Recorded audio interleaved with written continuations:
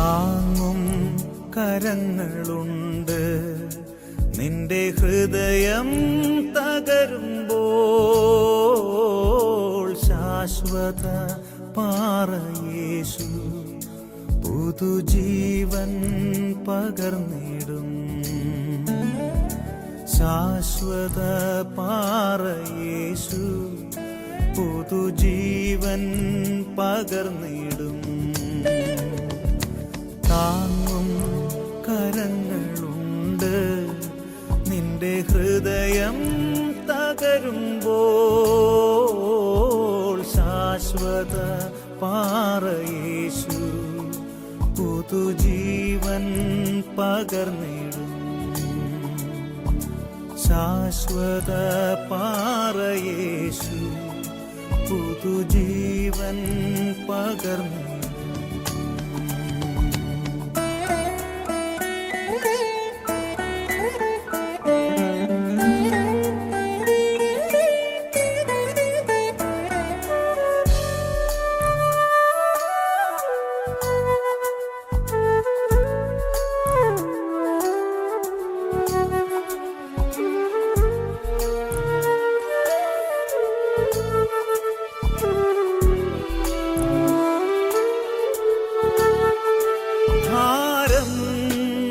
വലിയതോ മുഖം താങ്ങുവാൻ കഠിനമോ? ഭാരം വലിയതോ മുഖം താങ്ങുവാൻ കഠിനമോ? സ്നേഹിതർ ദുഷിക്കുന്നോ? താങ്ങും കരങ്ങളുണ്ട്. നിന്റെ ഹൃദയം തകരുമ്പോൾ ശാശ്വത പാറയേശു പുതുജീവൻ പകർന്നിടും.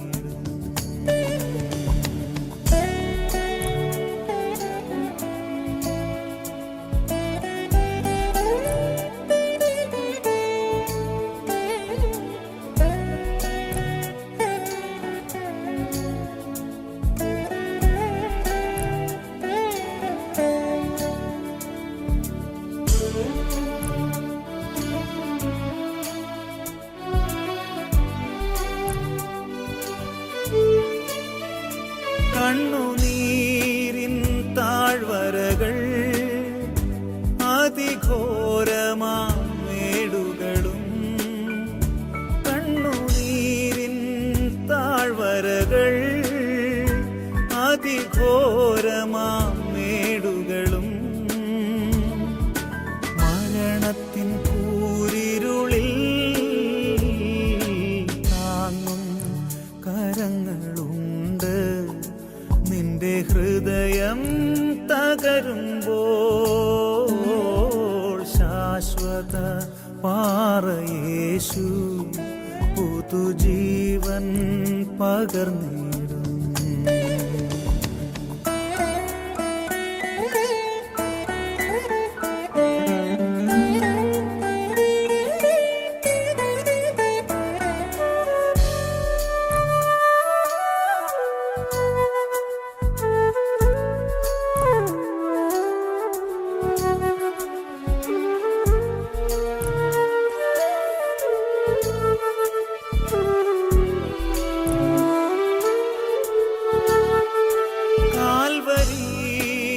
മലമുകളിൽ ഓടും കാരിരും വാണികളിൽ. കാൽവരി മലമുകളിൽ ഓടും കാരിരും വാണികളിൽ. തിരുരക്തം ചൊരിഞ്ഞവനിൽ താങ്ങും കരങ്ങളുണ്ട്.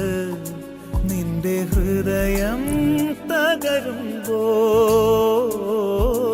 ശാശ്വത പാറയേശു പുതുജീവൻ പകർന്നിടും. ശാശ്വത പാറയേശു പുതുജീവൻ പകർന്നിടും. ഇന്ന് രാവിലെയുള്ള ധ്യാനത്തിനായി 94-ാം സങ്കീർത്തനം 17, 18, 19 എന്നീ വാക്യങ്ങൾ നമുക്ക് വായിക്കാം. യഹോവ എനിക്ക് സഹായമായിരുന്നില്ലെങ്കിൽ എൻ്റെ പ്രാണൻ വേഗം മൗനവാസം ചെയ്യുമായിരുന്നു. എൻ്റെ കാൽ വഴുതുന്നു എന്ന് ഞാൻ പറഞ്ഞപ്പോൾ യഹോവേ, നിന്റെ ദയ എന്നെ താങ്ങി. എൻ്റെ ഉള്ളിലെ വിചാരങ്ങളുടെ ബഹുത്വത്തിൽ നിന്റെ ആശ്വാസങ്ങൾ എൻ്റെ പ്രാണനെ തണുപ്പിക്കുന്നു. ഈ 3 വാക്യങ്ങളിൽ 3 പ്രധാനപ്പെട്ട കാര്യങ്ങൾ സങ്കീർത്തനകർത്താവ് നമ്മെ ഓർമ്മിപ്പിക്കുകയാണ്. ഒന്നാമത്തേത്, സഹായിക്കുന്നവനായ ദൈവം. 17-ാം വാക്യത്തിൽ നാം അതാണ് കാണുന്നത്. യഹോവ എനിക്ക് സഹായമായിരുന്നില്ലെങ്കിൽ എൻ്റെ പ്രാണൻ വേഗം മൗനവാസം ചെയ്യുമായിരുന്നു. നമ്മെ സഹായിക്കുന്നവനാണ് നമ്മുടെ ദൈവം. മാനുഷികമായ സഹായങ്ങളെക്കാൾ ഉപരിയായി ദൈവികമായ സഹായം നമുക്ക് ലഭിക്കുന്നു എന്നുള്ളത് എത്രയോ നമ്മെ ആശ്വസിപ്പിക്കുന്ന, ധൈര്യപ്പെടുത്തുന്നതായ ഒരു കാര്യമാണ്. നമ്മുടെ ജീവിതത്തിൽ നാം തനിയെ അല്ല, നമ്മെ സഹായിക്കുന്ന ഒരു കരം നമ്മോട് കൂടെയുണ്ട് എന്നുള്ളത് എപ്പോഴും നമ്മുടെ മനസ്സിലുണ്ടാകേണ്ടുന്നതായ ഒരു ചിന്തയാണ്. പലപ്പോഴും നാം ധൈര്യഹീനരായി തീരാറുണ്ട്. സഹായത്തിന് ആരുമില്ലല്ലോ എന്നോർത്ത് വിഷമിക്കാറുണ്ട്. നാം തനിയെ ആയിപ്പോയല്ലോ എന്ന് ഭാരപ്പെടാറുണ്ട്. പലപ്പോഴും നാം ആഗ്രഹിക്കുന്നതായ സഹായങ്ങൾ മറ്റുള്ളവരിൽ നിന്ന് ലഭിച്ചില്ലല്ലോ എന്ന് ചിന്തിക്കാറുണ്ട്. എന്നാൽ ദൈവവചനം നമ്മോട് പറയുകയാണ്, കർത്താവ് നമ്മെ സഹായിക്കുന്നവനാണ്. ഈ കഴിഞ്ഞ നാളുകളിലേക്ക് നാം ഒന്ന് തിരിഞ്ഞു നോക്കുമ്പോൾ കർത്താവ് നമ്മെ സഹായിച്ച വിധങ്ങൾ നാം ഒന്ന് കാണേണ്ടത് ആവശ്യമാണ്. ഇസ്രായേൽ പലപ്പോഴും അങ്ങനെയുള്ള കാര്യങ്ങൾ മറന്നുപോയിട്ട് ദൈവത്തോട് പിറുപിറുക്കുന്നവരായി തീർന്നിട്ടുണ്ട്. എന്നാൽ ദൈവം ഇസ്രായേലിനോട് പറയുന്നത്, കർത്താവ് നിങ്ങളിൽ ചെയ്തതായ വൻകാര്യങ്ങളെ നിങ്ങൾ ഒന്ന് കാണണം. നിങ്ങളൊന്ന് തിരിഞ്ഞു നോക്കിയിട്ട് യഹോവ നിങ്ങളിൽ ചെയ്തിരിക്കുന്ന വൻകാര്യങ്ങളെ കാണുമ്പോൾ കർത്താവ് എത്രമാത്രം നിങ്ങളെ സഹായിച്ചു എന്നുള്ളത് മനസ്സിലാക്കുവാൻ നിങ്ങൾക്ക് സാധിക്കും. അതേപോലെ ഇന്ന് രാവിലെ നാം നമ്മുടെ ജീവിതത്തിലേക്കൊന്ന് തിരിഞ്ഞു നോക്കിയിട്ട് ദൈവം നമ്മെ സഹായിച്ച അത്ഭുതകരമായ വഴികൾ ഒന്ന് കാണുമ്പോഴാണ് വാസ്തവത്തിൽ ദൈവികമായ സഹായം നമുക്ക് എത്രയോ തവണ നാം അനുഭവിച്ചിട്ടുണ്ട് എന്നുള്ളത് മനസ്സിലാക്കുവാൻ സാധിക്കുന്നത്. സങ്കീർത്തനകർത്താവ് ഇവിടെ പറയുന്ന ഒരു കാര്യം, കർത്താവ് നമ്മെ സഹായിച്ചില്ലായിരുന്നു എങ്കിൽ നമ്മുടെ പ്രാണൻ വേഗം മൗനവാസം ചെയ്യുമായിരുന്നു എന്നത്രേ. കർത്താവിൻ്റെ സഹായം ഉള്ളത് കൊണ്ടാണ് നാം ജീവനോടെ ഈ ഭൂമുഖത്തിരിക്കുന്നത് എന്നുള്ള തിരിച്ചറിവ് സങ്കീർത്തനകർത്താവിനുണ്ടാവുകയാണ്.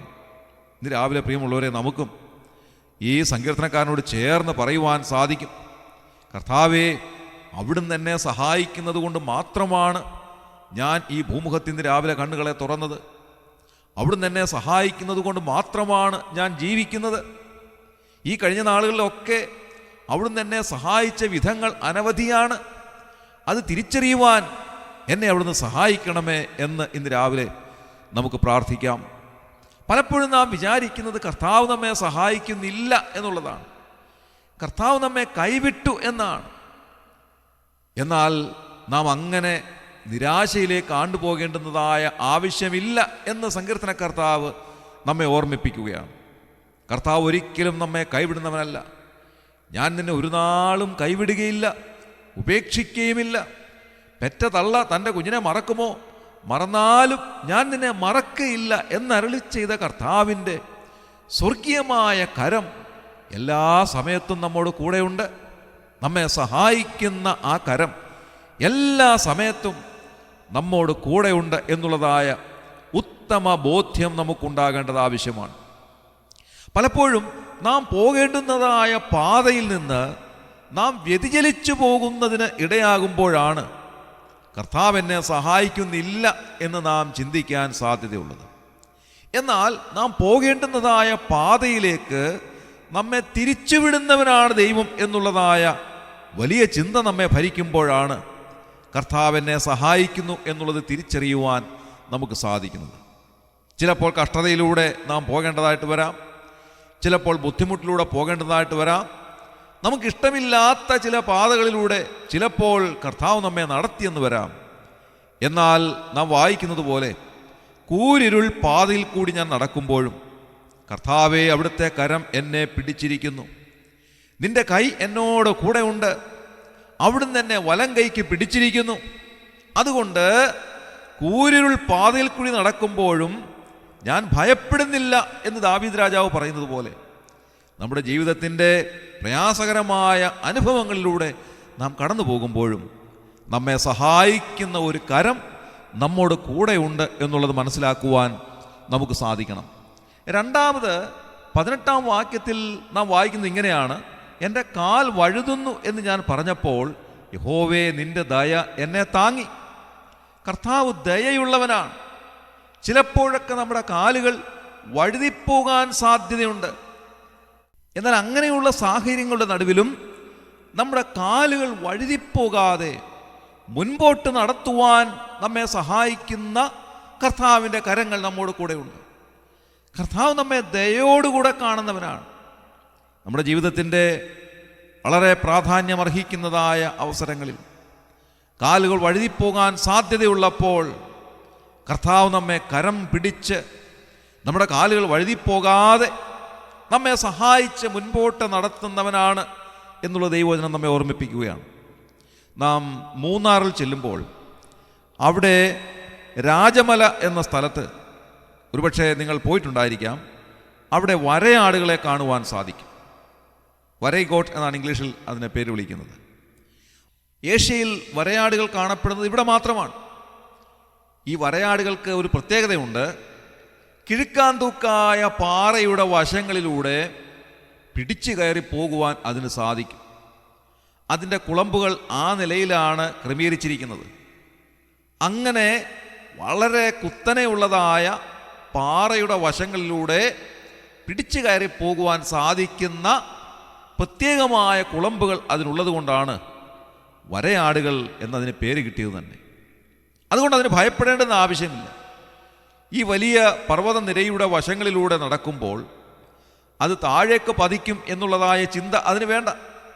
കാരണം അതിൻ്റെ കാലുകൾ അതിനു വേണ്ടി അഡാപ്റ്റഡാണ്. പ്രിയമുള്ളവരെ, ഇതേ അർത്ഥത്തിലാണ് നമുക്ക് ഈ വാക്യം വായിക്കുവാൻ സാധിക്കുന്നത്. നമ്മുടെ കാലുകൾ പലപ്പോഴും വഴുതിപ്പോകുവാൻ സാധ്യതയുണ്ട്.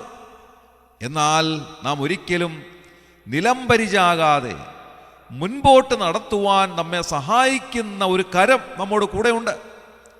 അതുകൊണ്ടാണ് നാം 121-ാം സങ്കീർത്തനത്തിൽ വായിക്കുന്നത്, നിന്റെ കാൽ വഴുതുവാൻ അവൻ സമ്മതിക്കയില്ല. നമ്മുടെ കാലുകൾ വഴുതിപ്പോകുവാൻ സമ്മതിക്കാതെ നമ്മെ മുൻപോട്ട് നയിക്കുന്ന കർത്താവ് നമ്മോട് കൂടെ എല്ലാ സമയത്തുമുണ്ട്. പലപ്പോഴും നാം പതറിപ്പോകാം. ജീവിതത്തിലെ പല പല ആവശ്യങ്ങളുടെ മുഖത്ത് നാം പതറിപ്പോകുവാൻ സാധ്യതയുണ്ടെന്നാൽ ദൈവവചനം നമ്മോട് പറയുകയാണ്, കർത്താവിൻ്റെ ദയ നിന്നെ താങ്ങി നടത്തുന്നു. അതുകൊണ്ട് നീ ഭയപ്പെടേണ്ടുന്ന ഭാരപ്പെടേണ്ടുന്ന ആവശ്യമില്ല. മൂന്നാമത് നാം വായിക്കുന്നത്, എൻ്റെ ഉള്ളിലെ വിചാരങ്ങളുടെ ബഹുത്വത്തിൽ നിന്റെ ആശ്വാസങ്ങൾ എൻ്റെ പ്രാണനെ തണുപ്പിക്കുന്നു എന്നാണ്. നമ്മുടെ ഉള്ളിൽ പലപ്പോഴും വിചാരങ്ങളുടെ ആധിക്യമുണ്ടാകാം. മാർത്തയെ സംബന്ധിച്ച് നാം വായിക്കുന്നത് പോലെ പലതുകൊണ്ടും വിചാരപ്പെട്ടും മനം കലങ്ങിയിരിക്കുന്ന അവസ്ഥയിൽ പലപ്പോഴും നാം ആയിത്തീരാം. എന്നാൽ ദൈവവചനം നമ്മോട് പറയുകയാണ്, ഒന്നിനെക്കുറിച്ചും വിചാരപ്പെടാതെ മുൻപോട്ട് നാം ജീവിക്കണം.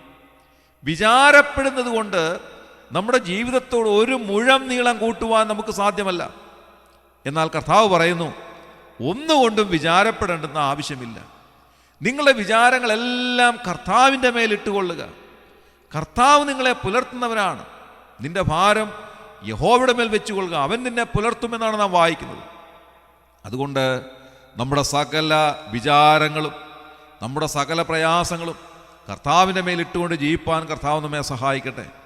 അവൻ നിങ്ങൾക്കായി കരുതുന്നതാകിയാൽ നിങ്ങളുടെ സകല ചിന്താകുലവും അവൻ്റെ മേലിട്ടുകൊള്ളുവിൻ എന്നാണ് നാം വായിക്കുന്നത്. അതുകൊണ്ട് കർത്താവ് നമുക്ക് വേണ്ടി കരുതുന്നവനാണ്.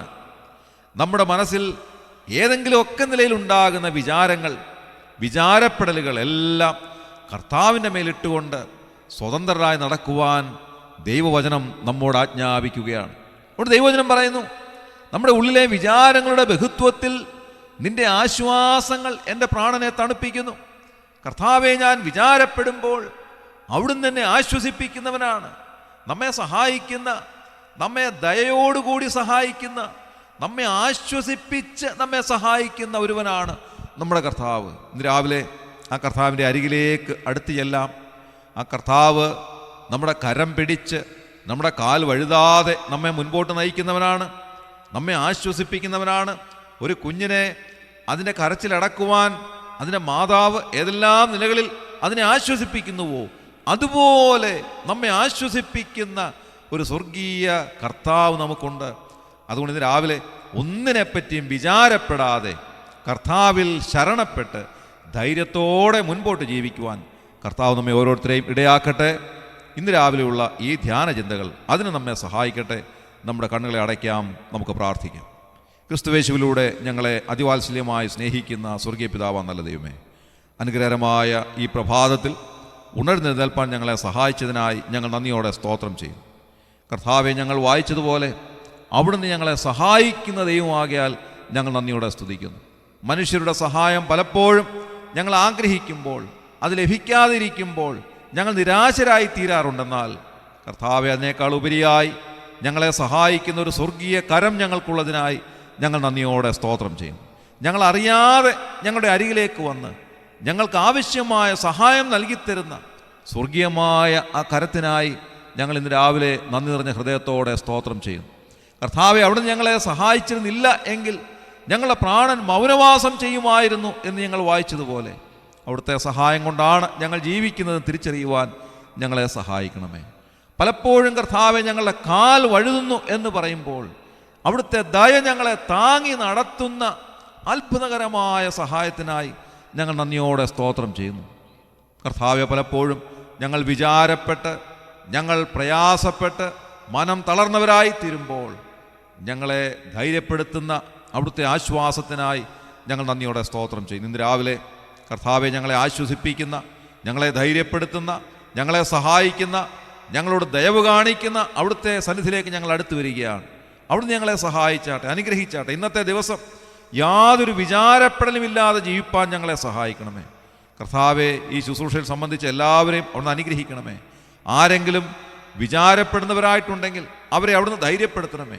ആർക്കെങ്കിലും സ്വർഗീയമായ സഹായം ആവശ്യമുണ്ടെങ്കിൽ കർത്താവെ, അവരെ അവിടുത്തെ കരം കൊണ്ട് താങ്ങി നടത്തി സ്വർഗീയ സഹായം അവർക്ക് നൽകി അവരുടെ പ്രയാസങ്ങളിൽ നിന്ന് വിടുവിച്ച് അവരെ സഹായിച്ചാട്ടെ. ഇന്നത്തെ ദിവസം അവിടുത്തെ കരത്തിൻ്റെ തലോടൽ അനുഭവിക്കുന്ന ദിവസമാക്കി മാറ്റണമെന്ന് ഞങ്ങൾ പ്രാർത്ഥിക്കുന്നു. അവിടുന്ന് അങ്ങനെ ചെയ്തതിനായി ഞങ്ങൾ നന്ദിയോടെ സ്തുതിക്കുന്നു. ഞങ്ങളെ എല്ലാവരെയും അവിടുന്ന് അനുഗ്രഹിച്ചതിനായി ഞങ്ങൾ നന്ദിയോടെ സ്തോത്രം ചെയ്യുന്നു. ഞങ്ങളുടെ പ്രാർത്ഥന കേട്ടതിനായി സ്തോത്രം. ഞങ്ങളുടെ കർത്താവ് രക്ഷിതാവുമായ യേശു ക്രിസ്തുവിൻ്റെ ധന്യമായ നാമത്തിൽ തന്നെ ആമേൻ.